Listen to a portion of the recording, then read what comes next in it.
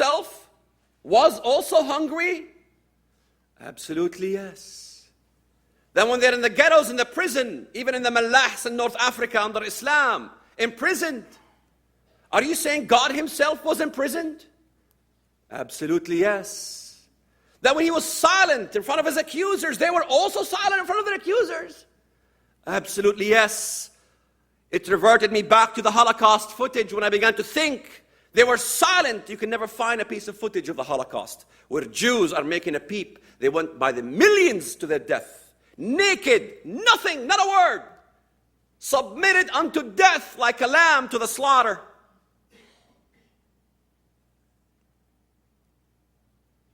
For I was hungry and you gave me food. I was naked and you clothed me. I was in prison and you visited me. Just as you did it to the least of these, my brethren. My brethren, my friends, is his relatives. He's got two kinds of brethren. We are all partakers of Israel.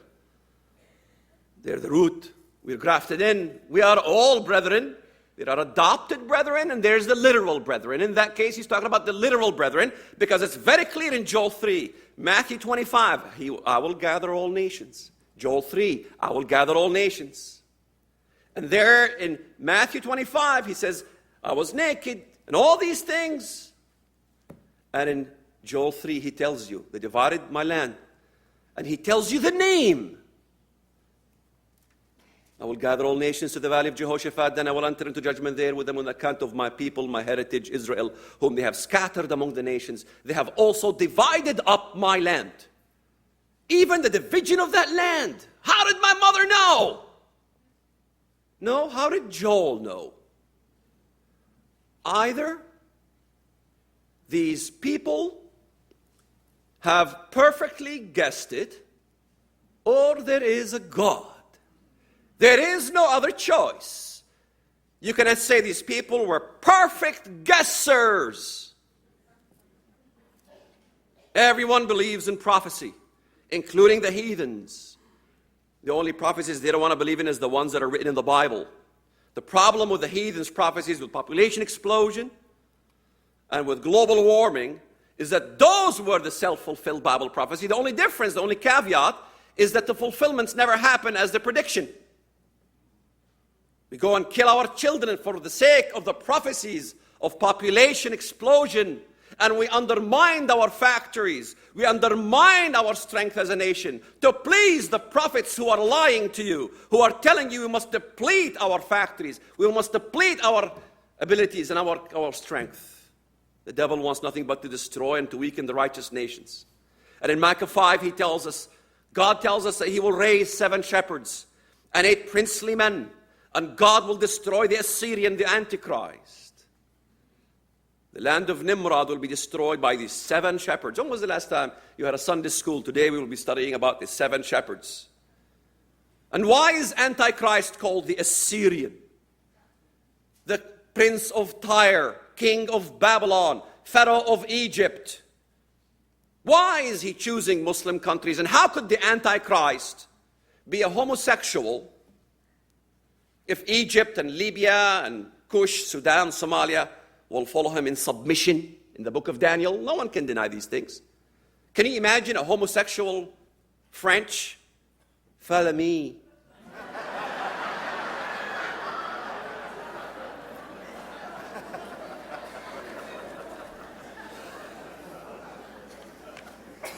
My friends,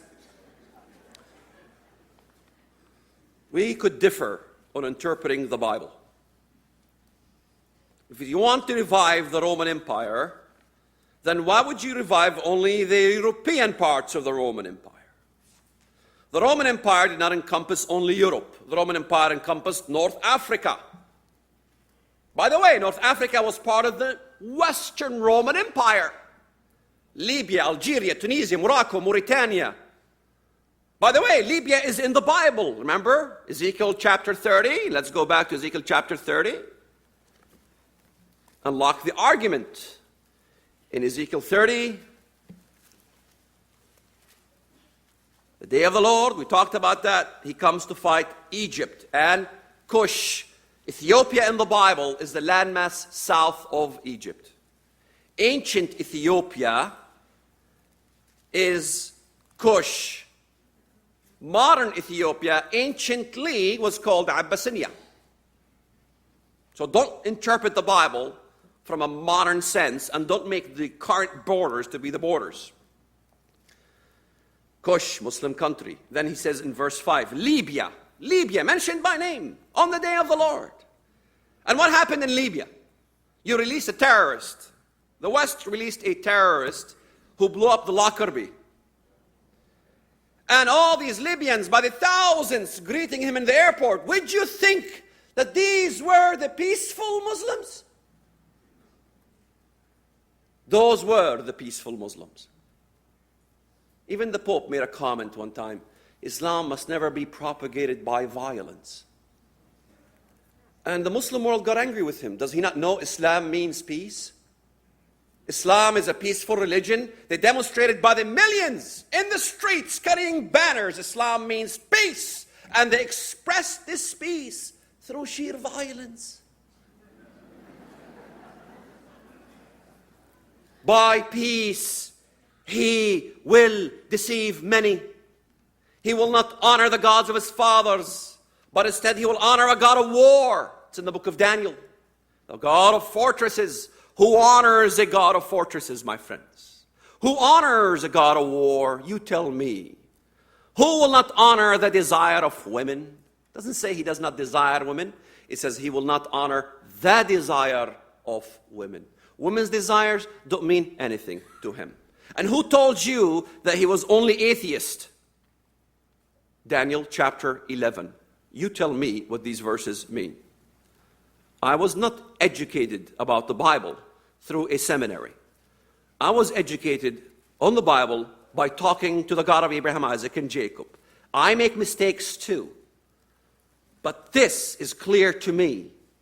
In Daniel chapter 11, very clear, verse 37, he shall regard neither the God of his fathers nor the desire of women. He does not honor the God of his fathers nor the desire of women. He will regard any god, for he shall exalt himself above them all. But in their place he shall honor a God of fortresses, a God of war. How could the Jews trust a non-Jewish... Antichrist has to be a Jew, right? How could they trust somebody who's not Jewish? How is that evidence? They trusted Yasser Arafat in Oslo Peace Accord. He was not Jewish, and he sure was ugly. I don't know how his wife had this child. It must have been artificial insemination. That guy, he was sure ugly before he croaked. They told you before I spoke that I would not be politically correct. And a God which his fathers did not know, he shall honor with gold and silver and precious stones. You have to be Muslim to understand this. Every Muslim has to honor with zakah, the God of war, jihad, advance the glory of Allah through jihad by giving tribute of the gold and the silver, money collected for terrorism, so on and so forth. And you look at verse 39. Thus he shall act against the strongest fortresses with a what? Foreign God. Who is talking to who? God's talking to you. Allah to you is a foreign God. He will act against the strongest fortresses with a foreign God. Is he an atheist? Is he an atheist? He worships a foreign God, and he wants to be God himself. The Mahdi in Islam. We were taught Islam. I memorized big chunks of the Quran. Muhammad, the Prophet of Islam, says, Al-Mahdi ta'us al-malaika alayhi jalabib al-nur. The Mahdi is the peacock of all angels. Upon him is the cloaks of light. He comes to bring 7 years of peace upon the earth. And he will lead a war with Iran and Turkey combined. And every Muslim, when they see that battle, must join it if they have to crawl on snow. The Mahdi is the peacock of all angels. He is an angel man. And you tell me in Isaiah 14, the 5 eyes, I will ascend to heaven. The 5 eyes, continue the 5 eyes. Read after that. Yet when he is captured, They will gaze at you and consider you saying, is this the man who made the earth tremble? When was Lucifer a man, if this is speaking about Lucifer's rebellion in heaven?